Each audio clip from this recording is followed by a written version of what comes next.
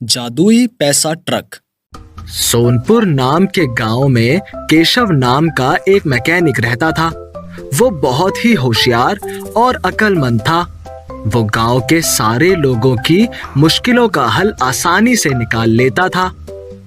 एक दिन दो भाई चंदू और राजू एक ट्रक के लिए लड़ते हुए उसके पास आए। अरे रे, क्या हुआ? तुम दोनों कुत्ते बिल्लियों की तरह क्यों लड़ रहे हो? देखो ना केशव भाई, जब हमारा बंटवारा हुआ था तब तुमने ही कहा था ना कि दोनों बारी बारी ट्रक का इस्तेमाल करना। पर देखो इस दुष्ट चंदू को, 1 साल से ट्रक इसके पास है और ये वापस करने का नाम ही नहीं ले रहा। जब भी मैं इससे ट्रक की बात करता हूँ तो बात पलट देता है। तुम ही कुछ बोलो अब इसको। क्यों भाई चंदू, ये मैं क्या सुन रहा हूँ? क्यों नहीं दे रहे हो तुम राजू को ट्रक? क्या बताऊं केशव भाई, जब से ट्रक मेरे पास आया है तब से मैं चैन की नींद नहीं सोया हूँ।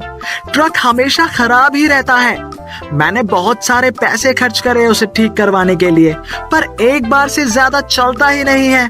अच्छा, तो ये समस्या है। तो तुम उसे मेरे पास क्यों नहीं लाए? मैं उसे ठीक कर देता। चलो कोई नहीं, कल मेरे गैरेज में लेकर आना, मैं उसे ठीक कर दूंगा। पर केशव भाई, मेरे पास पैसे नहीं है कि मैं आपको दे सकूं। अरे कोई बात नहीं चंदू, तुम बाद में पैसे दे देना। राजू और चंदू दोनों ही केशव को धन्यवाद बोलते हुए वहां से चले जाते हैं। सुबह होते ही केशव के गैरेज पहुंचने से पहले ही राजू और चंदू अपने ट्रक को लेकर हाजिर रहते हैं। वाह भाई राजू और चंदू, आ गए लेकर अपने झगड़े के कारण को। हाँ केशव भाई, अब जल्दी से इसे ठीक कर दो ताकि हमारी रोजी रोटी का जुगाड़ हो पाए और हमारा झगड़ा भी खत्म हो जाए। हाँ भाई, सब ठीक हो जाएगा, चिंता ना करो। घर जाओ, मैं शाम तक इसे ठीक कर दूंगा।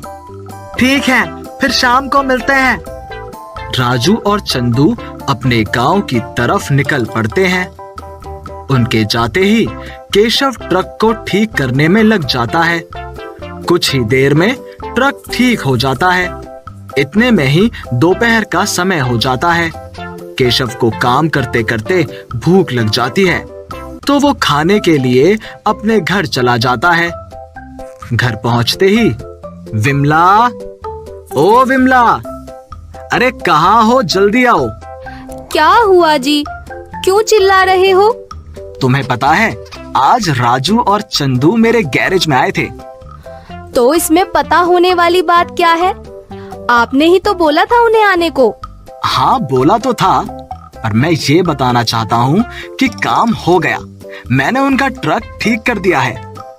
ये तो बहुत अच्छी बात है जी। मुझे आपकी बहुत चिंता होती है। आप इस तरह सबकी भलाई करते करते कहीं खुद मुसीबत में न फंस जाएं। बेकार में ही तुम चिंता करती हो। ऐसा कुछ नहीं होने वाला है। जो दूसरों की भलाई करता है, भगवान उसके साथ कभी भी बुरा नहीं होने देता। चलो अब बतियाती रहोगी या फिर कुछ खाने को भी दोगी? बहुत जोर से भूख लगी है। हाँ हाँ, लाती हूँ खाने के लिए।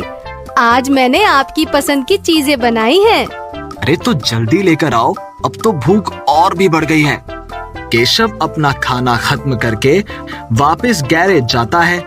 गैरेज के पास ट्रक को ना पाकर वो बहुत ही चिंता में पड़ जाता है। ये ट्रक कहाँ चला गया? दोपहर में तो मैंने यहीं देखा था उसे। शायद राजू और चंदू में से कोई उसे वापस ले गया होगा। ऐसा सोचकर केशव अपने काम पर वापस से लग जाता है।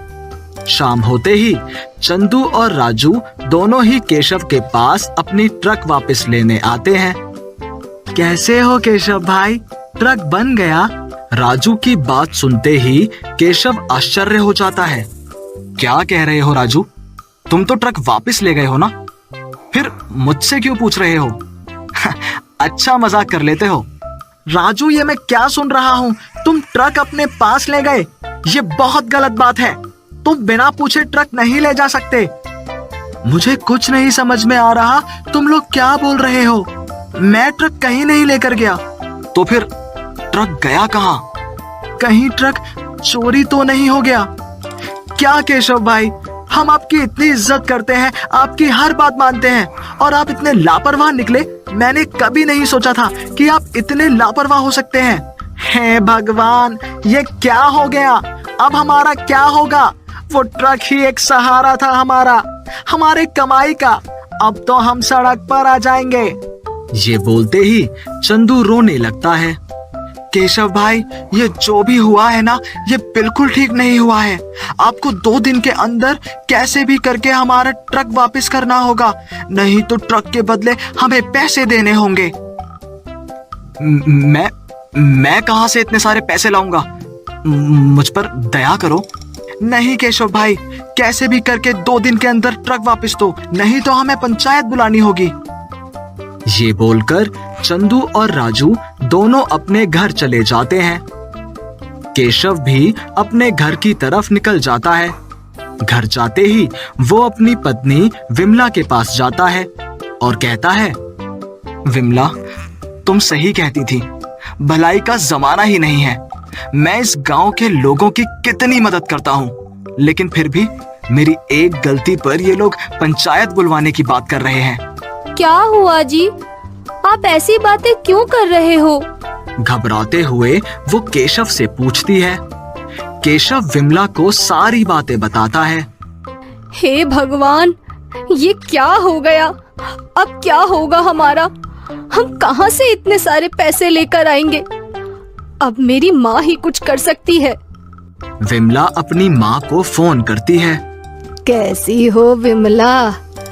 सब कुछ ठीक है ना? और दामाद जी कैसे हैं? बहुत दिनों के बाद फोन किया। नहीं माँ, कुछ ठीक नहीं है। इनकी भलाई के चक्कर में आज हम लोग मुश्किल में फंस चुके हैं। क्या बात कर रही हो? क्या हुआ? अच्छे से बताओ। विमला सारी बातें बताती है। चिंता ना करो, अच्छों के साथ कभी बुरा नहीं होता। मैं तुम्हें एक बहुत ही सिद्ध बाबा के बारे में बताती हूँ। तुम दोनों उनके पास जाओ और अपनी सारी समस्या बताना, बाबा सब ठीक कर देंगे।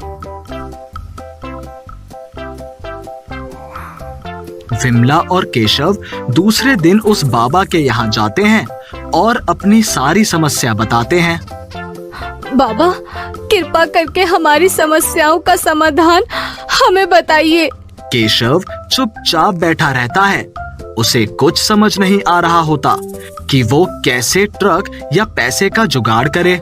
बेटा केशव, तुम्हें ज्यादा सोचने की जरूरत नहीं है। तुम्हारी इसमें कोई गलती नहीं है।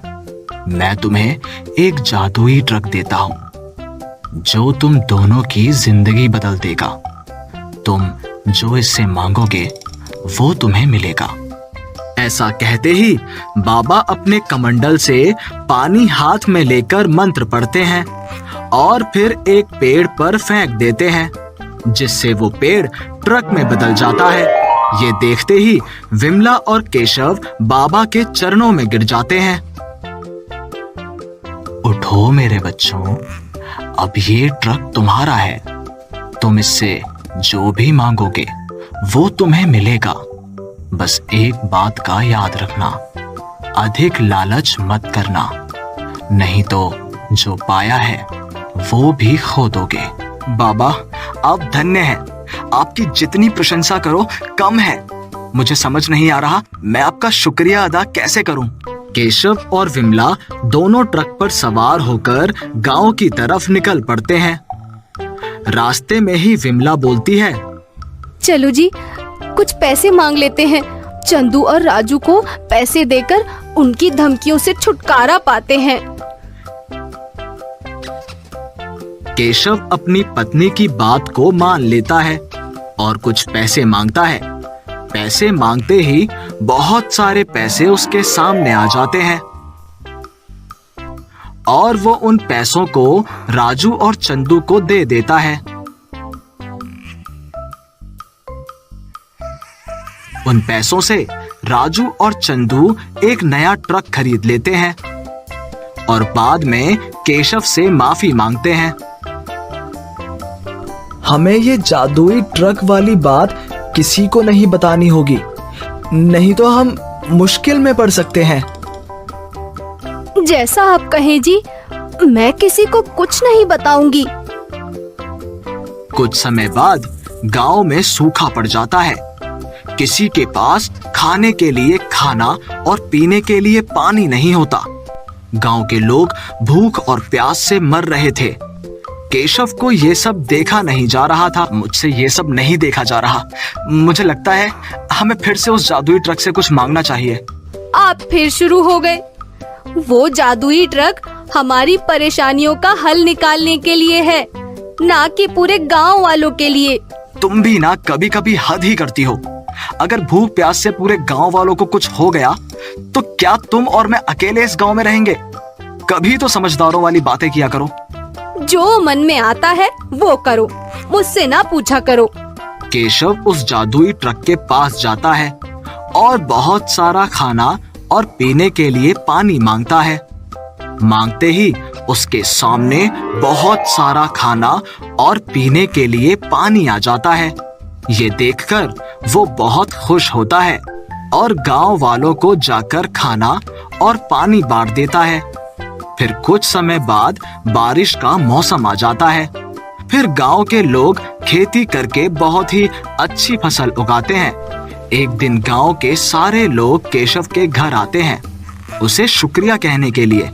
उनमें से एक गांव वाला पूछता है, केशव भाई, जिस समय हमारे पास खाने के लिए ना तो खाना था और ना पीने के लिए पानी था, तब आपने कहां से हम सारे गांव वालों के लिए खाना और पानी का इंतजाम किया? केशव ने गांव वालों को जादुई ट्रक के बारे में बताया और गांव वाले उस जादुई ट्रक को देखना चाहते थे। केशव ने गांव वालों को उस जादुई ट्रक को दिखाया। गांव वाले उस जादुई ट्रक को देखकर बहुत खुश हुए और उस ट्रक की पूजा करने लगे। केशव को उस गांव वालों ने गांव